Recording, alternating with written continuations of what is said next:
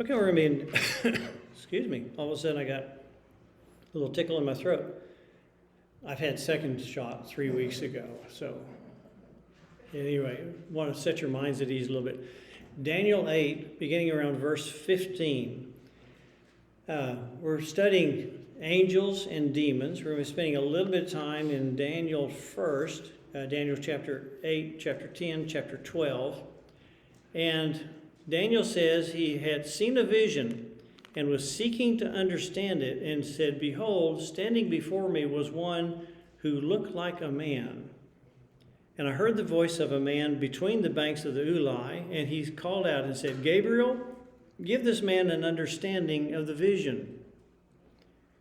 So Gabriel is the angel that's appearing to Daniel. There is another angel that is unidentified. Gabriel looks like a man. The other voice sounded like a man. And so he's going to talk about the vision. And the vision that he had has to do with future kingdoms. They're going to follow the Babylonian kingdom. And he tells him in verse 26, "Keep the vision secret, for it pertains to many days in the future." We're going to see that instruction a little bit later. But one of the purposes of angels, obviously, in this case, is to give God's people an understanding of what God wants them to know, particularly when it involves a vision, as Daniel had as well. In chapter 10, Daniel has another vision, and it terrifies him, and he's wanting to understand it.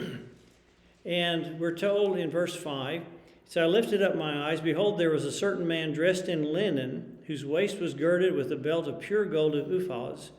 His body was also like beryl. His face had the appearance of lightning. His eyes were like flaming torches. His arms and feet like the gleam of polished bronze, and the sound of his words like the sound of a tumult. Now I, Daniel, alone saw the vision, while the men who were with me did not see the vision. Nevertheless, a great dread fell on them, and they ran away to hide themselves. So I was left alone and saw this great vision, that yet no strength was left in me, for my natural color turned to a deathly pallor, and I retained no strength." Now he falls into a sleep, and then a hand touches him and wakes him up, speaks to him in verse 11. In verse 12 tells him to not be afraid, and then begins to explain something here. He said, "Don't be afraid, Daniel, for from the first day that you set your heart on understanding this and humbling yourself before God, your words were heard, and I have come in response to your words."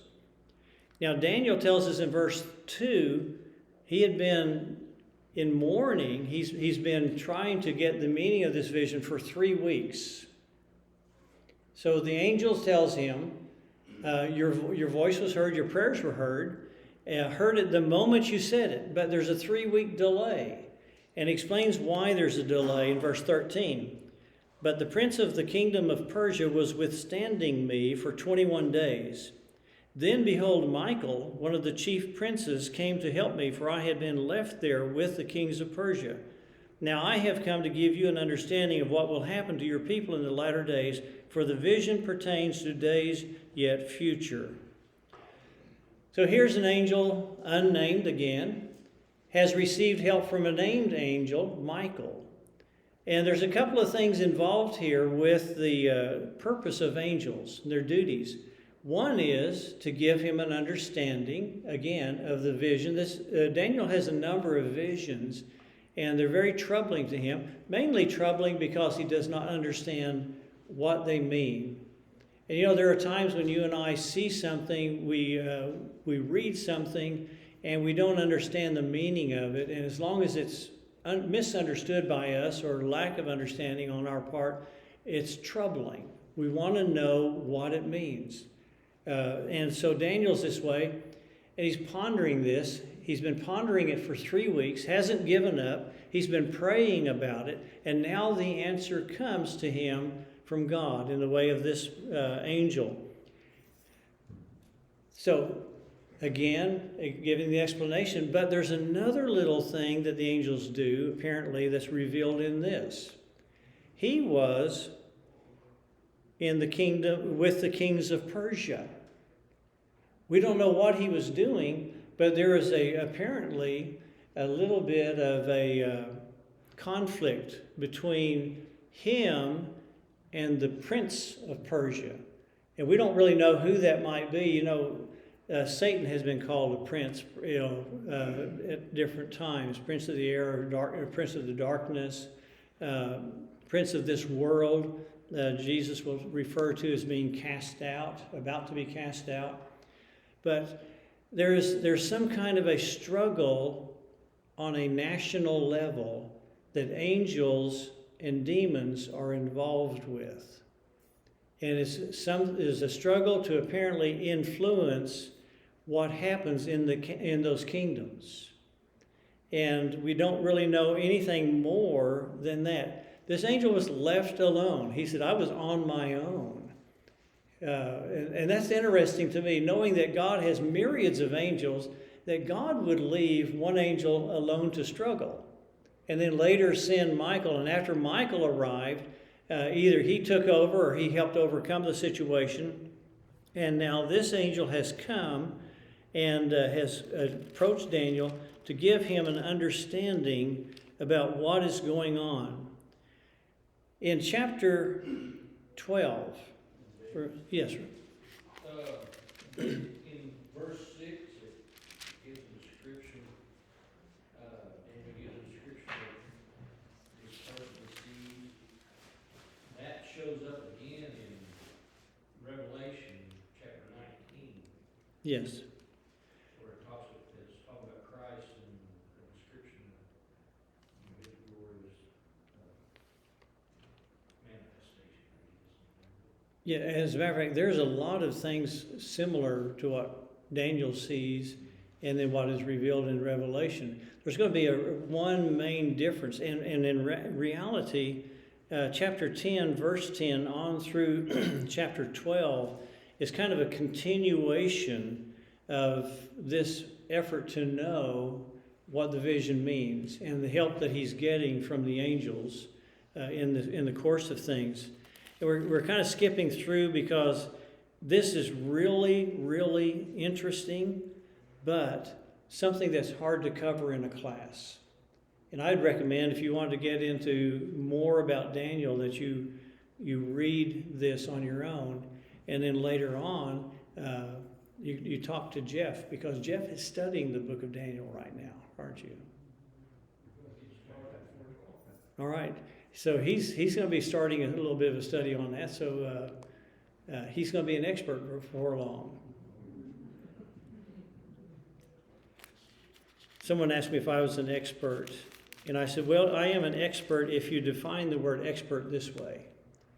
Ex is a word that means has been. And spurt is a drip under pressure.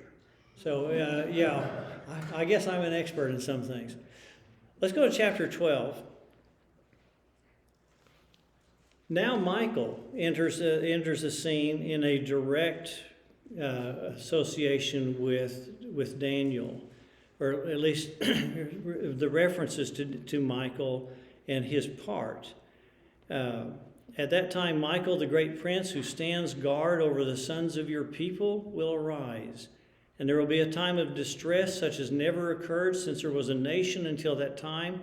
And at that time, your people everywhere, everyone who is found written in the book will be rescued. And many of those who sleep in the dust of the ground will awake, these to everlasting life, but the others to disgrace and everlasting contempt. And those who have insight will shine brightly like the brightness of the expanse of heaven, and those who lead the many to righteousness like the stars forever and ever. But as for you, Daniel, conceal these words and seal up the book until the end of time. Many will go back and forth, and knowledge will increase. Go down to the bottom, the last of chapter 12. As for you, go your way to the end, then you will enter into rest and rise again for your allotted portion at the end of the age. Reference to resurrection, reference to the end of time, reference here to days of tribulation in the very first part of chapter 12.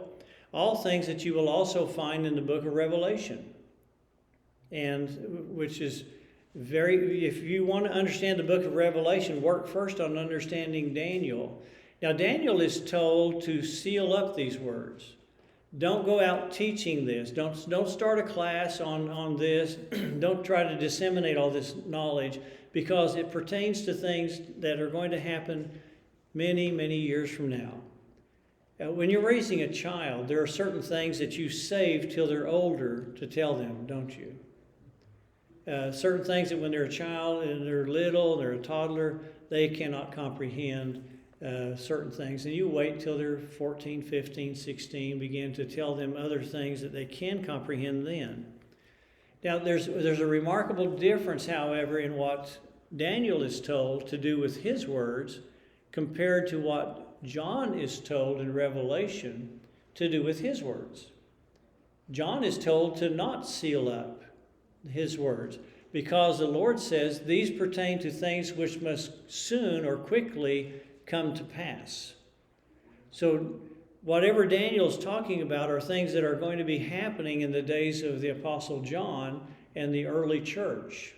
So that gives you a little bit of a hint as to what's really going on here. And so you see a lot of symbolism that's found in Revelation. You see the promise of resurrection there in verse 13. As a matter of fact, the Greek version of the Old Testament is called the Septuagint. This was written, is translated about 300 years before Christ. There's an effort among the Jews to make God's word available to the Gentile population.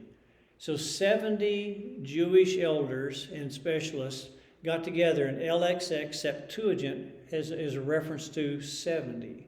So 70 of them got together and they translated the Old Testament into Greek. And there are a lot of places when you read God's word that you find out that really a lot of the quotations done in the New Testament are taken from the Septuagint version, the Greek version. You remember Philip and the Ethiopian eunuch, and the eunuch is reading a passage. He's reading about what's happened to the Christ, and as he's reading this, as going along, he reads a certain description about the judgment of Christ. And see, someone help me find where that is. That's in chapter 8, I believe. Chapter 8, verse 33. What the eunuch is reading is this: in humiliation his judgment was taken away. Who shall relate his generation? In humiliation his judgment was taken away. What was the judgment of Jesus? What did Pilate find? What did Herod find? Not guilty. This man has done nothing worthy of death. The Jewish leaders could not find anything because they tried to trump up some things, but even there they could not find anything that would hold up under examination that's worthy of death. In humiliation, his judgment was taken away. He was humiliated in his death. Death on the cross by the Romans meant all the clothing of the convicted person would be taken off. They would be hung up naked on the cross. That is the reading out of the Septuagint. If you read the Hebrew passage here, from this is recorded in Isaiah 53, we're told this: in humiliation and judgment he was taken away. You see, he was taken away by judgment. The judgment was crucify him. So in both cases were actually true. You can look at it both ways and see it's true, but there's other cases where we find the Septuagint seems to be quoted even by Jesus at various times. When Daniel is told here he was going to rise again, that's the Greek word anastasia. That's the word that the Apostle Paul used when he was in Athens. And you recall that the people said, we want to hear you again because you are a speaker, a proclaimer of strange gods to us. Gods being plural in that case. Well, Anastasia is the Greek word for resurrection. But it's also a name, isn't it?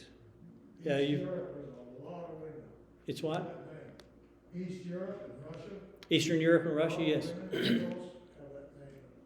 Yeah, very common. So when Paul talks about Anastasia, they think he's talking about another god, but he's actually talking about the resurrection. Then, there in Acts, when it becomes apparent he's talking about the resurrection, they say, "Oh, this guy's stupid. Dead is dead. You can't bring somebody back from the dead." So they kind of walk off on him there.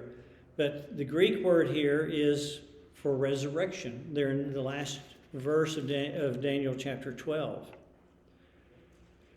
Now, there's some interesting things about angels and demons, and we'll use most of the rest of our time looking at that. We know the purpose of the angels. It varies. In Daniel, it's to explain things. In Genesis, when the three men come to Abraham and Sarah, they're on their journey actually where? Where are they headed? To Sodom.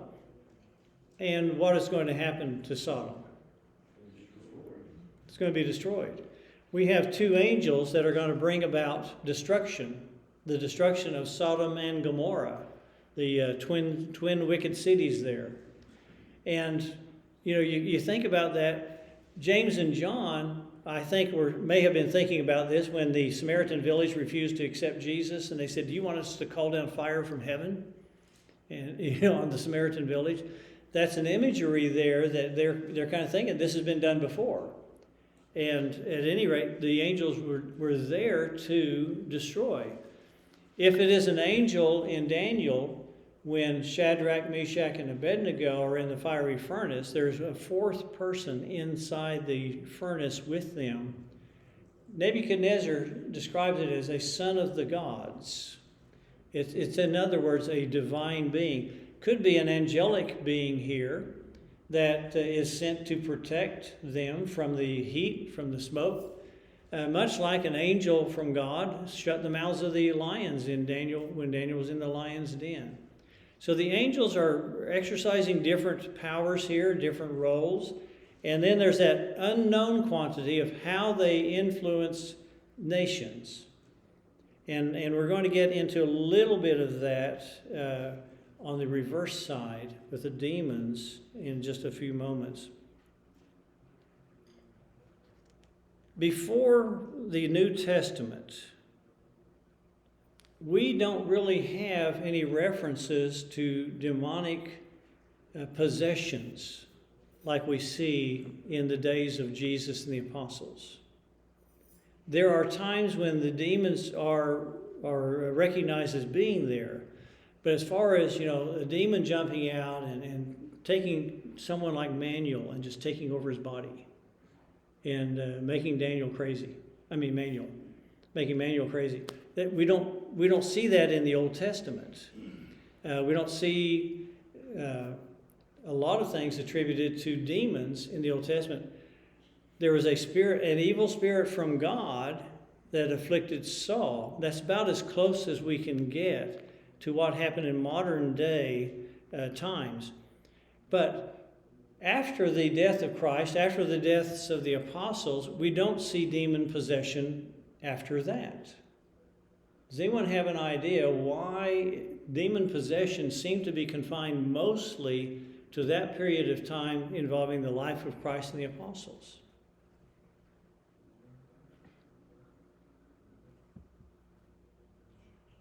Kind of a difficult question, isn't it?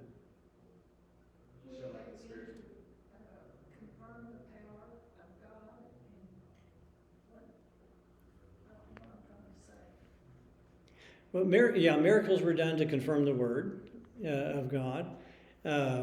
You can perform miracles, however, turning the water into wine. You can perform a miracle of walking on water, calming the storm. It wouldn't necessarily involve demons, but demons are a part of this to show God's power over them.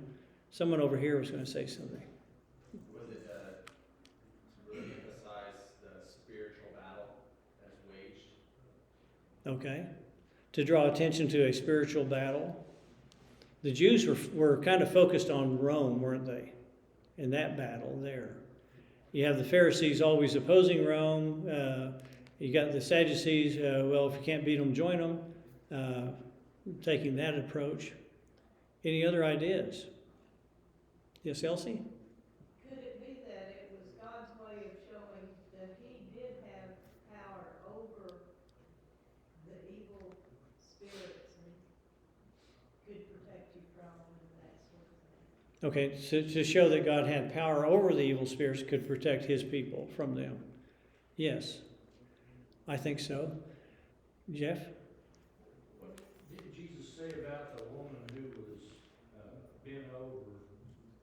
He said that Satan had bound her, or a demon bound her for many years, and that was before Jesus was born. I mean, it would have been before that, Yeah.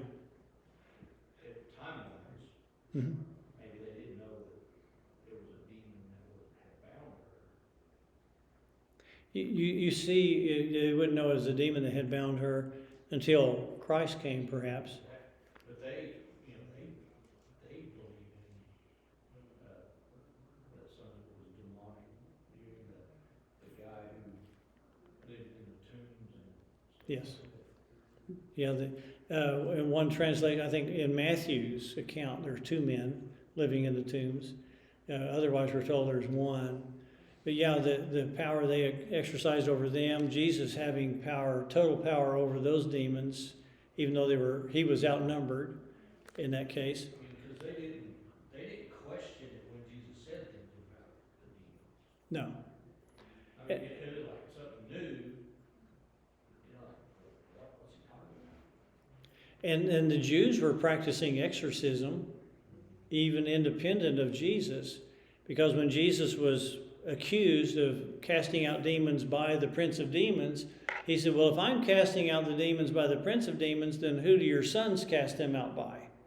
Where does their power come at? Because it looks like we're doing the same thing. So if we're doing the same thing, then are your sons also exercising demonic influence here? Is that the source of their power? So it kind of caught them off guard. They sometimes people just don't think about what they may say, and because of that, they get themselves trapped a number of times. I had one thought that came to mind, and it would include everything that you all shared, and that was, you remember when Satan appeared with the sons of God, as God talks about Job, and Satan says, Job is serving you because you've kept me from touching him. So it's been unfair. It's not a fair fight. So God allows him to touch everything he has. Then he allows him to assault his health. Only he's still limited. He cannot take his life. There's something else. A satanic power that can take a person's life. If God permits it. That's something to think about as well.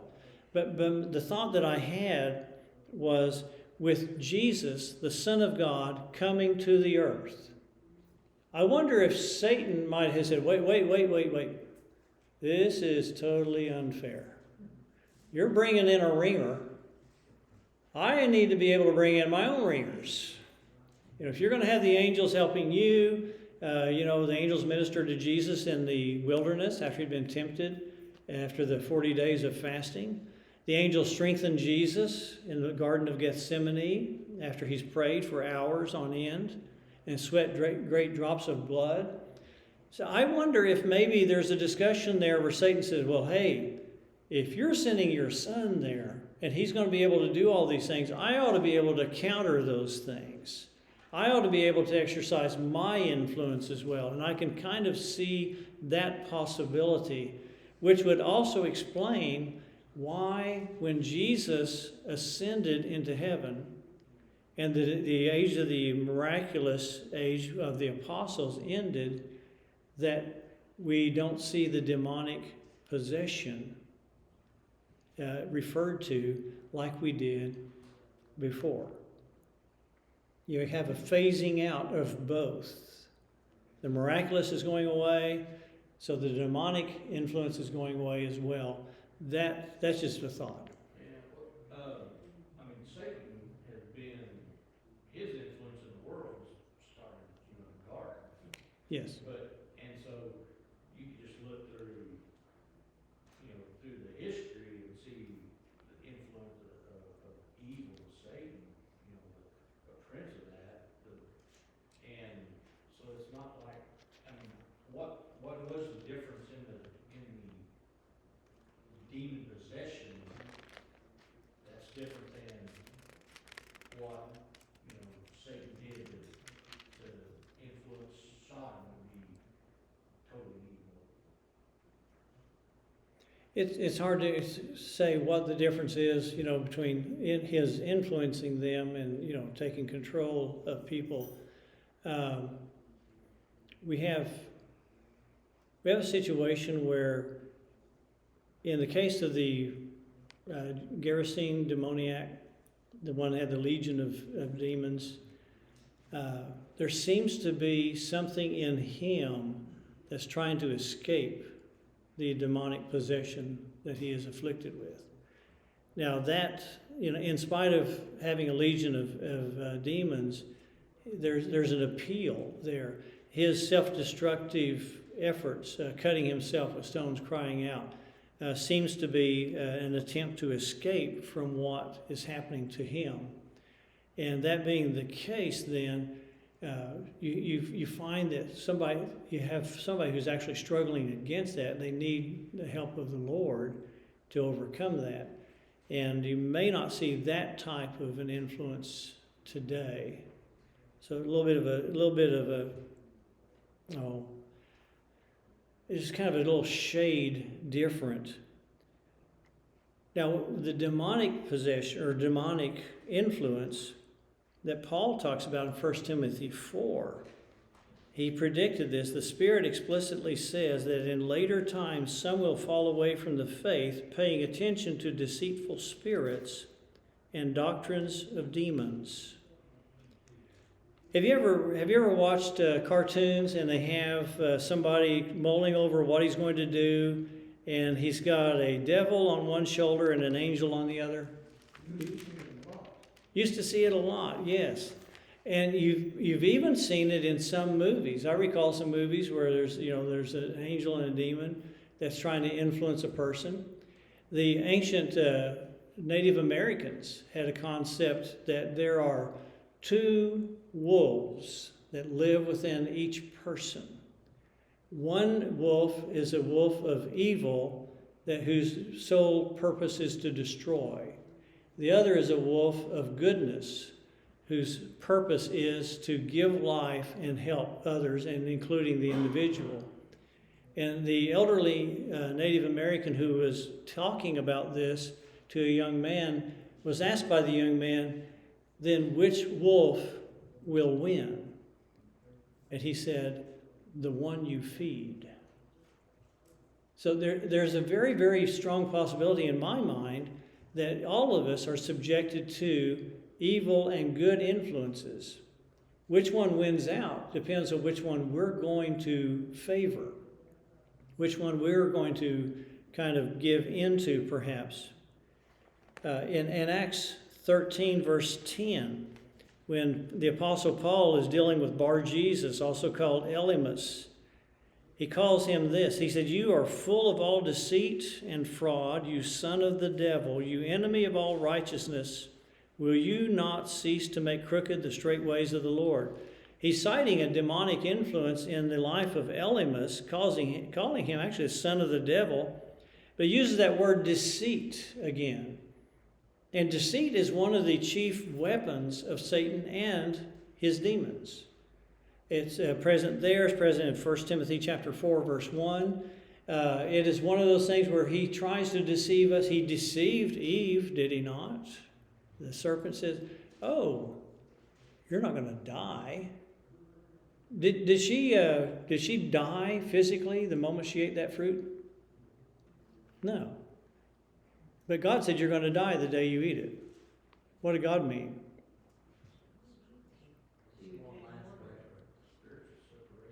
Spiritual separation. There are some people that receive an injury or of some kind, and sometimes they're diseases. And doctors will say there is no hope. Basically, I've even heard people say something like, he's dead already, he just doesn't know it yet. It's a short matter of time before death comes. And so I think there's both things in play there. The spiritual death, there's a separation between God and mankind when they ate the fruit. And there's also the beginning of physical death. God said, they could take the fruit of life and live forever. We're going to stop that. And so they're barred from eating the tree of the fruit of life, or tree of life. Yes. That's the thing I was thinking. When they were created fully mature. Yes. Like everything else was. And until they sinned, they didn't age. I mean, it was, there was no reason to. And, God protected them from their life too. As soon as they sinned, they began to die. Yes. Physically. They began to die immediately as soon as they sinned. Their days were numbered, definitely. And, like I said a while ago, when I'm confronted with the kids about how old I am, I wish there was a tree of life and I could get hold of that fruit as well. Influence of the demons, a little bit more. Judas in John chapter 13, verse 27. After Jesus has foretold someone's going to betray me, after he dips that bread and gives it to Judas. This is something reserved for the guest of honor. You have a broth there. You have this hard bread because it's the days of unleavened bread. You dip that in, give it to the guest of honor. He gets the very first. The broth does not have a bunch of crumbs in it now, at that point. So even after the kindness that he's shown to Judas, Judas still is determined to betray him. And John 13, verse 27 tells us that Satan entered into his heart at that time. When you and I make ourselves empty, when you and I reject God, it opens the door to demonic influence and will prevent angelic influence. Jesus in Matthew 12 and in Luke chapter 11 tells about a man who had an evil spirit cast out of him. And the evil spirit wanders about in the wilderness for a while and says, hey, I'm going to go back home. I'm going to check it out. I'm going to go back home and see what it's like. And he goes back and he finds the man's life, clean, empty, swept, but it's empty. He's not replaced the demonic influence with something good. So the demon goes and finds what? 7 other demons more wicked than he, and go back and re-inhabit the man, and his last state is worse than the first. So demons, the influence of demons, I think, is to one degree made possible by people and their decisions. Very quickly, there's in Revelation 20, verses 2 and 3, there's a mention of the binding of Satan. Where he's bound to no longer deceive the nations. There are a number of world kingdoms. Nebuchadnezzar and Babylon was the first. There was the Medes and the Persians. There was the Greek Empire. There was the Roman Empire. But after the Roman Empire, no great empire that kind of controls the whole earth like they did. And I believe that may be the reference here, that God's put a limit on satanic influence, that he cannot influence the nations to unite as he once did. Bound for 1,000 years. But there's also an indication there that at the end of the 1,000 years, he will be set loose for a while. In other words, if the influence of a world kingdom is the subject here, then there's going to be a time when it's going to come back in some form. And its purpose is going to be to destroy God's people. in Revelation teaches it's going to look hopeless. But then by the breath of God, he's going to wipe out all of his enemies. That's another interesting thing to think about, because Satan has not been able to put together a world kingdom. Hitler tried to do it, didn't he? I believe to some degree Stalin tried to do that. But it has not happened because he's being limited. There's another passage I wanted to get into, but it's going to be opening a new can of worms, so I'm not going to do that. And it's not technically related to angels and demons. But at any rate, I think that there's so much more to learn here, and I hope that what we've studied has been helpful and hopefully not too confusing for everyone. And you'll have a different teacher next Wednesday. We'll still be gone, but then we're going to begin a new topic the following Wednesday. And still it's going to be taken out of some of your suggestions about things you'd like to study, some difficult passages. So hope to see you again then.